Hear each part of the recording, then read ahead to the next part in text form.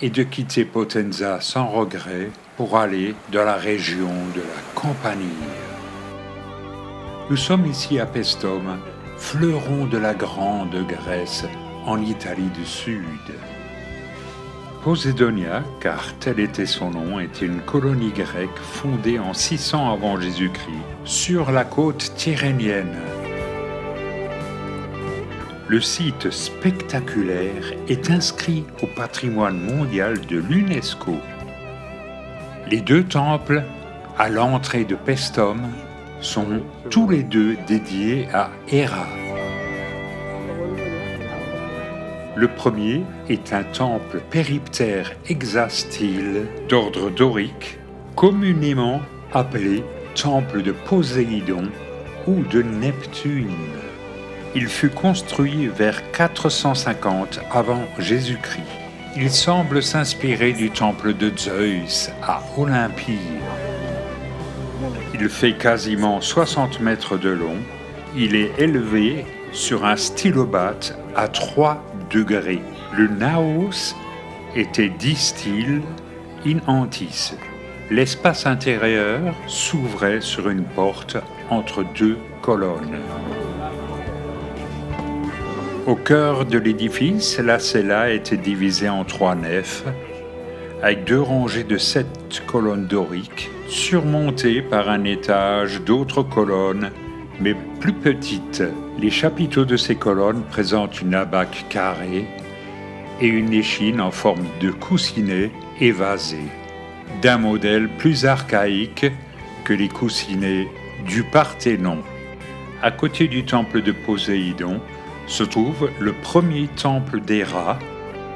C'est un temple périptère énéastyle, c'est-à-dire qu'il possédait 9 colonnes doriques en façade. L'ensemble mesure 54 mètres de long. Il a été construit au VIe siècle avant Jésus-Christ et présente des entablements encore plus archaïques, assez semblables à ceux qu'on trouve à Corinthe.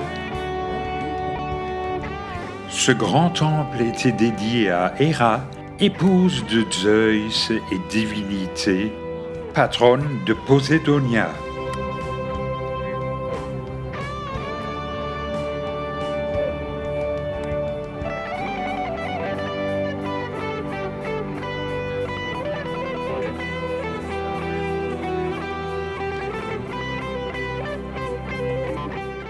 On remarquera aussi qu'une colonnade centrale soutenait les combles. Les colonnes de ces temples sont fortement coniques. Elles sont d'un diamètre de 2 mètres à la base et 1,50 m environ au sommet, et très peu galbées. Ce sont des particularités qui s'éloignent un petit peu de la conception d'origine de l'ordre dorique. Le site est assez étendu, mais pas aussi étendu que Sélinonte ou Agrigente en Sicile.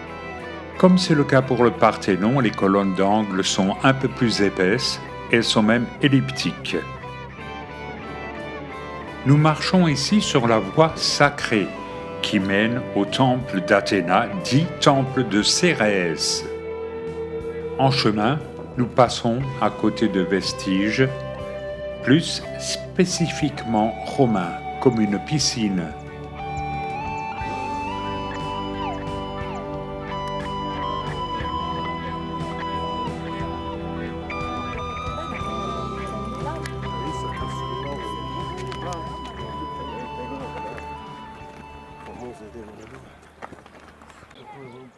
Le temple d'Athéna, dit temple de Cérès, est plus petit que les 2 autres.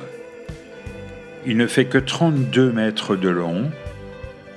C'est toujours un temple dorique hexastyle périptère. Il possédait un pronaos à colonnes ioniques. Le Boulotérion était un bâtiment où se réunissait le conseil, une assemblée de citoyens chargés des affaires courantes de la cité dans la Grèce. Autre apport romain, l'amphithéâtre dont nous voyons un vomitoire. Il était de taille relativement modeste. Le site était fréquenté dès la préhistoire. Strabon, historien grec du 1er siècle avant Jésus-Christ, évoque un village forteresse au bord de la mer qu'il appelle Posidonia.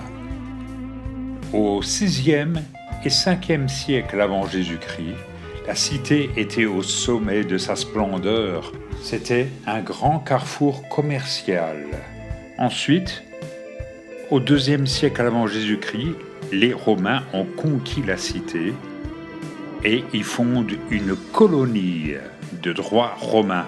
C'est là que la cité s'est appelée Paestum pendant la Deuxième Guerre punique et l'intrusion d'Hannibal.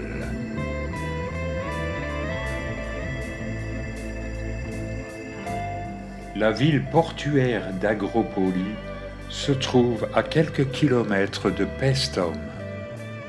C'est une agglomération de 21 000 habitants.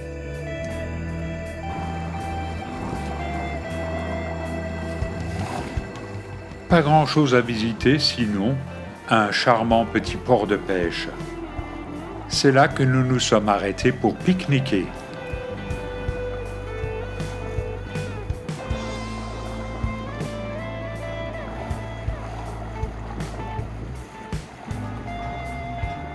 Nous souhaitons bon vent aux pêcheurs qui prennent la mer.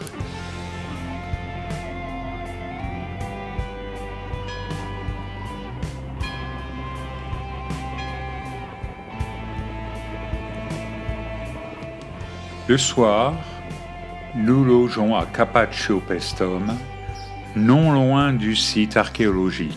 Et au petit matin, comme la mozzarella vient de Campanie, nous voyons au loin un élevage de buffles. Puis nous avons fait un crochet du côté de Pouzzoles. Visite rapide et malaisée, je dirais, car la circulation y est absolument dantesque et le GPS complètement inutilisable. Pouzzoles sera donc pour nous une promenade tranquille sur le port.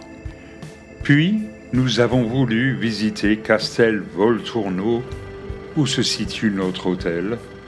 Renseignements pris, c'est une ville qui compte 25 000 habitants, dont 18 000 immigrés africains, la plupart étant des immigrés illégaux liés à la mafia nigériane et qui exploitent prostituées, souvent mineures, et trafic de drogue. On l'appelle le Bronx et c'est l'endroit le plus dangereux d'Italie.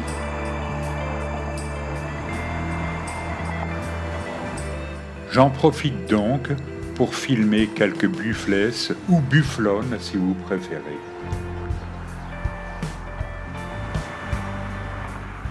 De toute façon, un peu de repos ne nous fait pas de mal, puisque demain, nous consacrerons notre journée à la visite de Pompéi.